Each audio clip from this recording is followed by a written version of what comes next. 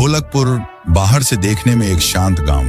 दिन में लोग खेतों में काम करते, बच्चे खेलते कूदते, पर जैसे ही सूरज ढलता यह गांव किसी डर की चादर में लिपट जाता था, क्योंकि सब जानते थे रात के 12 बजते ही पीहू की आत्मा जागती है और जो भी उस वक्त घर से बाहर मिलता वो अगली सुबह जिंदा नहीं बचता। एक शाम छोटा राई स्टार खेतों में खेल रहा था, तभी उसके पिता हरिश्चंद्र दौड़ते हुए आए। नालायक, कितनी बार कहा है, शाम के बाद बाहर मत निकला कर। गुस्से में उन्होंने राई स्टार को पकड़कर अंदर खींचा और डंडे से 2 चार लगा दी। राई स्टार रो पड़ा, पर उसके पिता के चेहरे पर डर साफ झलक रहा था, क्योंकि वो जानते थे रात का वक्त ढोलकपुर की मौत का वक्त है। घड़ी ने 12 बजाए, हवा में ठंडक की लहर दौड़ पड़ी। अचानक गांव के सन्नाटे में एक कानों को चीर देने वाली चीख गूंजी। वो पीहू थी, लंबे खुले बाल और आंखों में आग जैसी चमक। वो सड़क पर चलती नहीं, तैरती थी। हर कदम पर मिट्टी उड़ती और उसकी आवाज गूंजती, तुमने मेरी माँ को मारा था, अब मैं तुम्हें नहीं छोड़ूंगी। जो भी उसके सामने आया वो एक झटके में धूल बन गया। एक बूढ़ा आदमी खिड़की से यह सब देख रहा था। पीहू सड़क के बीचों बीच खड़ी थी। अचानक वो गायब हो गई। बूढ़े ने चैन की सांस ली, पर जैसे ही पीछे मुड़ा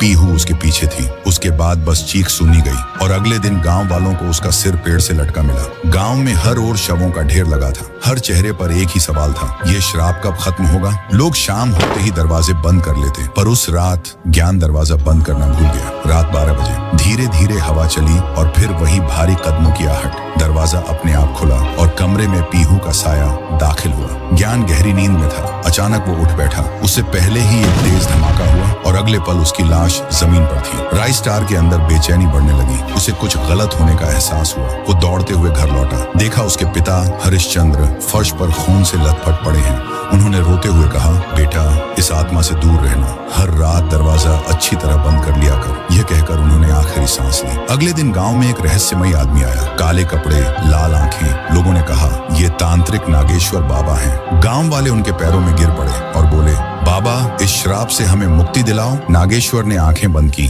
मंत्र पढ़े और फिर बोले, यह श्राप एक अधूरी आत्मा का है। सालों पहले पीहू नाम की लड़की अपनी माँ पायल के साथ इसी गांव में रहती थी। एक दिन जब पायल चौराहे पर भीख मांग रही थी, एक गाड़ी ने उसे कुचल दिया। किसी ने उसकी मदद नहीं की। पीहू ने उसी रात पुल से कूदकर जान दे दी। अब उसकी आत्मा बदला लेने लौटी है। नागेश्वर बोले, जब तक उसकी लाश को दहन नहीं किया जाएगा यह श्राप खत्म नहीं होगा। गांव वाले पीहू की लाश की तलाश में निकल पड़े। कई घंटे खोजने के बाद उन्हें एक सूखा पेड़ दिखा। उस पर कुछ लटक रहा था। वो थी पीहू की अधजली देह। सबके रोंगटे खड़े हो गए। नागेश्वर ने मंत्र पढ़े और लाश को श्मशान में लाकर अग्नि दी। आग की लपटों के बीच पीहू की आत्मा धीरे धीरे आसमान में उठी और मुस्कुराते हुए बोली, अब मैं माँ से मिलने जा रही हूँ। इतना कहकर पीहू हवा में गायब हो गई। पीहू के जाने के बाद